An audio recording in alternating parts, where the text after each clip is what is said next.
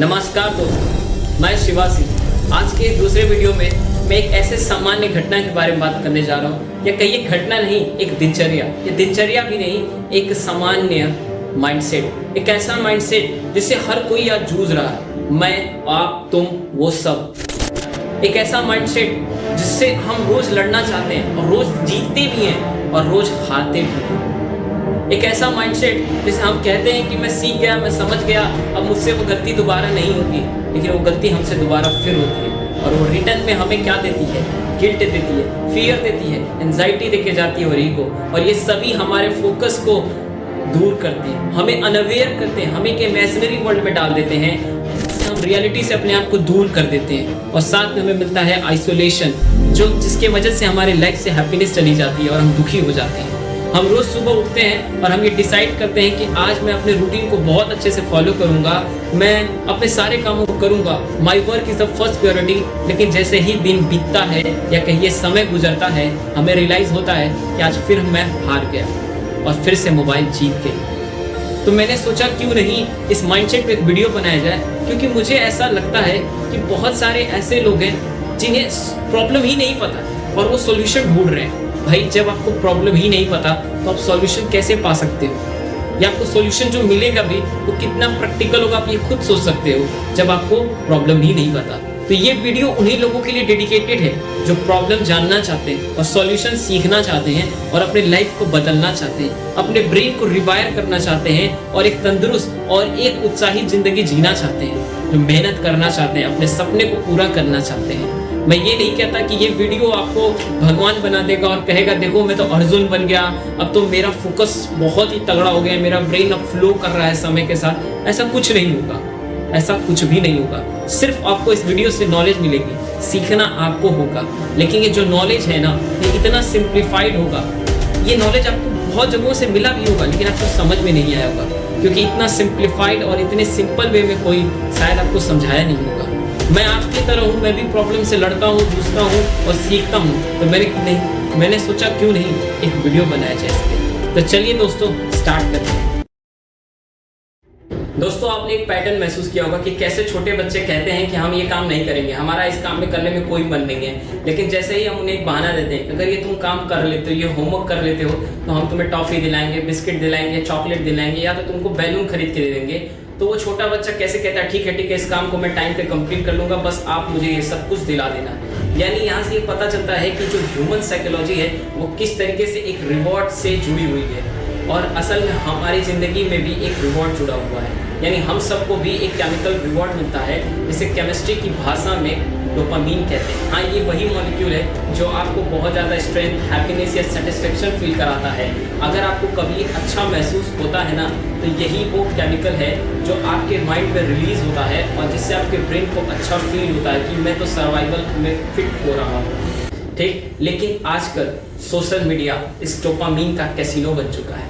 यानी कि आपने नोटिस किया होगा कि स्क्रॉल करते करते, वीडियो देखते देखते काफ़ी समय बीत गया, काफ़ी मज़ा आ रहा है और कुछ भी दिमाग में नहीं चल रहा है कि करियर ख़राब हो रहा है, पढ़ाई नहीं हो रही है। असल में होता क्या है कि जितना आप वीडियो स्क्रॉल करते हो, हर 15 सेकंड में आपको डोपामीन का अमाउंट रिलीज मिलता है। यानी आपको एक रिवॉर्ड आपके ब्रेन को मिलता है और आपका ब्रेन सोचता है कि आप कोई अच्छा काम कर रहे हो, तभी तो आपको अच्छा लग रहा है। वो ये नहीं सोचता कि आप सोशल मीडिया से या कहाँ से पा रहे हो।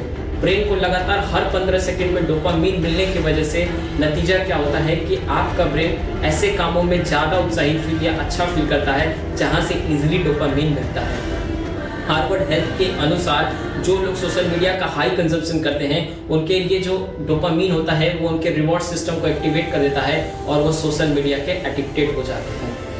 दोस्तों, सिर्फ ह्यूमन साइकोलॉजी यही खत्म नहीं होती। आपने कभी नोटिस किया होगा कि मैं किताब को उठा रहा हूँ पढ़ने के लिए, लेकिन मुझमें एक अलग सा ही डर महसूस हो रहा है, मुझको एक अलग ही फियर और इरिटेशन फील हो रहा है कि यार हटाओ बस किताब, मुझे किताब नहीं पढ़नी है, मुझे इस लाइनों से डर लगता है। असल में यहाँ पे एक अमिगडाला नाम का ब्रेन मैकेनिज्म होता है, जिसे साइंस की भाषा में फियर ऑफ सेंटर कहते हैं।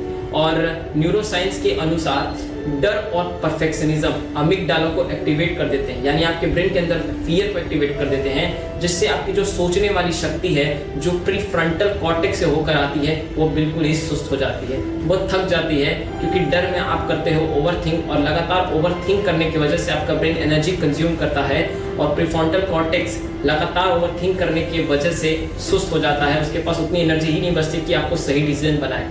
अगर आप पढ़ाई कर रहे हैं या किसी चीज़ से आप इरिटेट हो रहे हैं तो उसकी वजह है परफेक्शनिज्म। आप डायरेक्ट पॉइंट 1 से पॉइंट 100 तक पहुंचना चाहते हैं, आप बीच की गिनतियों को गिनना नहीं चाहते हैं, आप उसके स्टेप को या प्रोग्रेस को या स्मॉल एफर्ट्स को काउंट नहीं कर रहे हैं। तो लाइफ में परफेक्शनिज्म को चेस मत करिए, छोटे छोटे गोल को चेस करिए। दोस्तों, आपने ये भी कभी महसूस किया होगा कि अरे यार मैं 1.5 घंटे 2 घंटे से तो पढ़ लेता हूँ, लेकिन उसके बाद जब मैं लिमिट क्रॉस करने की कोशिश करता हूँ तो मेरा ब्रेन नेगेटिव थॉट्स क्रिएट करता है, या मुझको ही एक नेगेटिव थॉट आने लगते हैं, पढ़ाई छोड़ देनी चाहिए, मुझे घूमने चले जाना चाहिए, मुझे यहाँ वहाँ चले जाना चाहिए।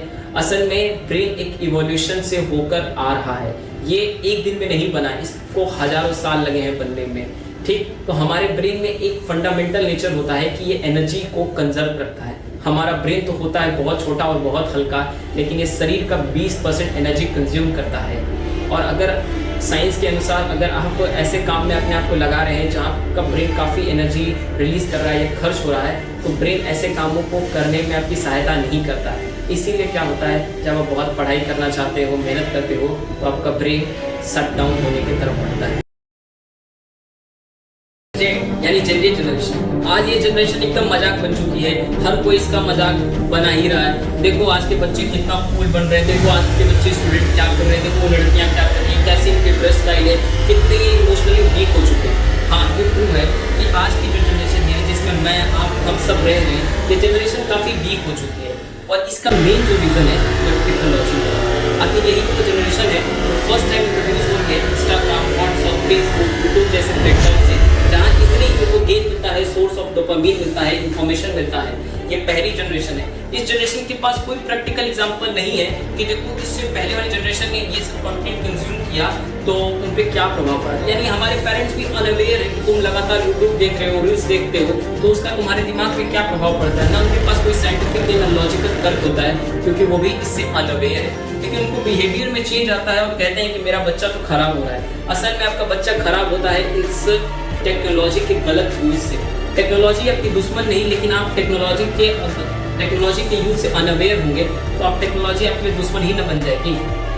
आइए देखते हैं कि किस प्रकार से साइंटिफिक रिसर्च इसके बारे में क्या कहते हैं। तो स्टैनफोर्ड यूनिवर्सिटी के अनुसार ये बताया जाता है कि यहाँ पे जो बच्चा है वो पढ़ाई के साथ साथ सोशल मीडिया का भी कंटेंट बूस्ट कर रहा है।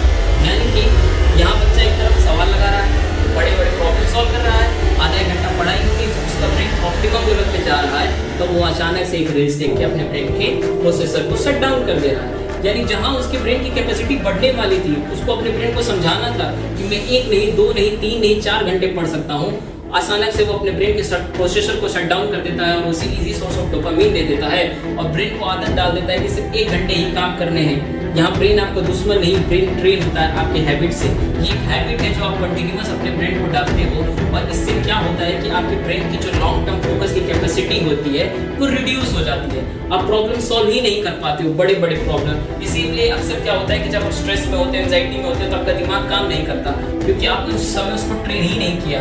आपने तो एक सोर्स ऑफ डोपामिन कोई रील देख के उसको शांत कर दिया स्ट्रेस के टाइम पे। MIT के रिसर्च के अनुसार बताया जाता है कि यहाँ हर 14 मिनट में एक बच्चा सोशल मीडिया से किस तरीके से डिस्टर्ब हो रहा है। यानी कि 14 मिनट में इतना कम फोकस हो चुका है, इतना कम स्पैन हो चुका है लोगों को एक काम में करने का, और आप कहाँ सोच रहे हो कि मैं 2 साल 3 साल तक किसी एक काम में लगा हूँ। बच्चों की प्रॉब्लम सिर्फ यही नहीं है टेक्नोलॉजी से, टेक्नोलॉजी ने इनकी नींद को भी घटा दिया है। जहाँ लोग पहले 7 से 8 घंटे की आराम से नींद पूरी करते थे, जेनजी जनरेशन 6 से कम घंटे में सोती है। उसका मेन रीजन क्या है? एक फोमो, एक एंजाइटी, एक स्ट्रेस, एक परफेक्शनिज्म जो जेनजी जनरेशन चेज कर रही है। कहाँ से देख रही है? इंस्टाग्राम के रील्स से, यूट्यूब के शॉर्ट से।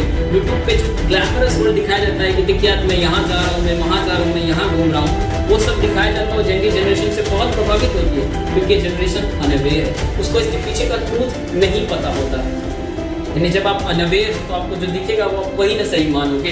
जब आपके पास नॉलेज ही नहीं है, आप उसको चेस कर रहे हो जो पाया तो जा सकता है, लेकिन एक लंबी सीढ़ी चढ़ने से आप वो सीढ़ियां नहीं देखते हो काम में, आप सिर्फ गोल देखते हो, अरे उसको मिल गया तो मेरे को क्यों नहीं मिल रहा है, और यही स्ट्रेस फियर आपको सोने नहीं देता। और अगर आप स्लीप अच्छे से नहीं लेते, अपने रूटीन को अच्छे से फॉलो नहीं करते, तो आपका ब्रेन सिस्टम खराब हो जाता है, उसको कुछ समझ में नहीं आता है और वो सिर्फ प्लेजर की तरफ जाता है। आपके जो ब्रेन की प्रीफ्रंटल कॉर्टेक्स एरिया होती है, जो प्रोसेसर का काम करती है, जो सोचने में मदद करती है, वो शट डाउन हो जाती है, वो थक जाती है, क्योंकि ना आप उसे उतना आराम दे रहे हो, ना उतना सेटिस्फेक्शन दे रहे हो, आप तो ग्लैमरस वर्ल्ड देखते हो उसमें बिजी हो। तो ये जेन ज़ी की प्रॉब्लम है, ना कि कुछ और।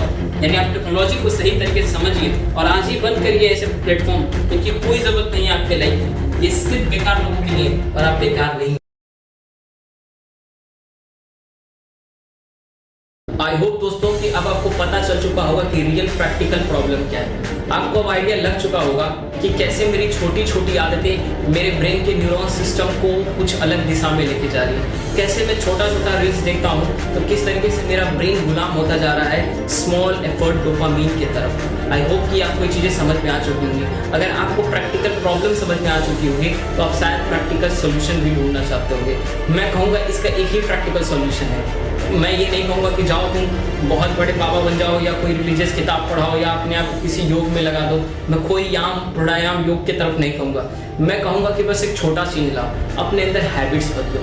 हाँ, अपने अंदर हैबिट्स बदलो। सही समय पे सो, सही समय पे उठो, अच्छा नाश्ता करो, अच्छा डिनर लो, अच्छा लंच करो, अच्छे से पानी पियो, अपने अंदर की जो श्वास है, ब्रीथिंग है, उस पर कंट्रोल देखो, ना बहुत तेज लो ना बहुत धीमे, क्योंकि यही सब तुम्हारे ब्रेन को बताते हैं कि एक्सटर्नल वर्ल्ड में तुम कैसा फील कर रहे हो, और उसके हिसाब से ही वो वर्क करते हैं।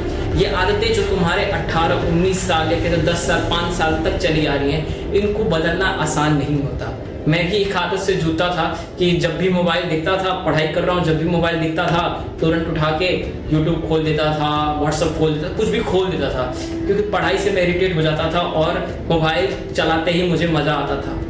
बाद में पता चला कि किस प्रकार से मेरा ब्रेन एक ऑटोमेटिक रास्ता बना चुका है। अब मुझे अपने फिंगर्स पे कंट्रोल ही नहीं है, जैसे ही मोबाइल देखता हूँ उठा लेता हूँ। लेकिन जब मैं इससे अवेयर हुआ कि नहीं ये तो गलत है, मुझे इस आदत को बदलना है, तो आपका ब्रेन धीरे धीरे रिवायर होने लगता है, वो नई सोच की तरफ बढ़ता है, और इस नई सोच की तरफ आप ले जा सकते हैं। क्योंकि ये काम मैंने किया है, ये काम Usain Bolt, Swami Vivekananda, Srinivas Ramanujan, Albert Einstein ऐसे महान लोगों ने किया है, तो आप क्यों नहीं कर सकते? आप भी तो इंसान हो उन्हीं की तरह, उनके भी 2 हाथ थे 2 पैर थे, आप भी वैसे ही हो, आप भी कर सकते हो। बस आपको चाहिए एक स्ट्रॉन्ग विल पावर, आपको चाहिए एक सही अवेयरनेस कि सही क्या है गलत क्या है, आपको चाहिए रियल नॉलेज।